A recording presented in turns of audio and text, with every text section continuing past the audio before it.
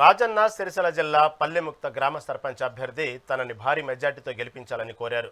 జిన్నా అనుష అనిల్ కుమార్ సర్పంచ్ అభ్యర్థిగా పోటీ చేస్తున్నారు. ఇంటింటికి ప్రచారం నిర్వహిస్తున్నారు. ప్రజలందరూ ఉంగరం గుర్తుపై ఓటు వేసి భారీ మెజార్టీతో గెలిపించాలని అభ్యర్థించారు. ఉప సర్పంచ్గా ఉన్న సమయంలో గ్రామ అభివృద్ధికి, ప్రజల సంక్షేమానికి కృషి చేసినట్లు చెప్పారు. తాజాగా సర్పంచ్గా గెలిపించాలని కోరారు.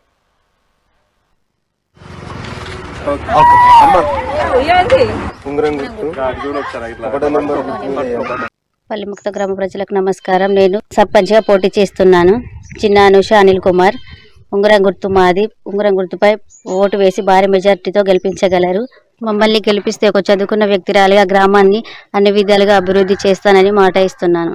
పల్లెముక్త గ్రామ ప్రజలందరికీ నమస్కారం తెలియజేస్తూ, మేము జిన్నా అనుష అనిల్ కుమార్ అని మేము మన పల్లెముక్త గ్రామ సర్పంచ్ అభ్యర్థిగా బరిలో ఉన్నాము.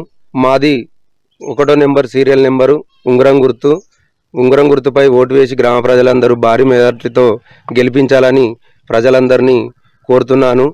మమ్మలను గెలిపిస్తే ఒక చదువుకున్న విద్యావంతులుగా మేము గ్రామాన్ని అన్ని రంగాలలో అభివృద్ధి చేస్తామని మీ అందరి ముందు తెలియజేస్తున్నాము.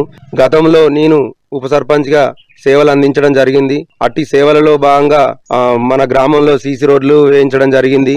పెన్షన్లు, కొత్త నూతన పెన్షన్లు, అర్హులకు పెన్షన్లు ఇప్పించడం జరిగింది. మన ఎస్సీ కాలనీలో కరెంట్లు లైన్లు వేయించడం జరిగింది. ఎస్సీ కాలనీలో సీసీ రోడ్లు వేయించడం జరిగింది. మన బతుకమ్మ తెప్పే వరకు కరెంటు లైన్లు వేయించడం జరిగింది.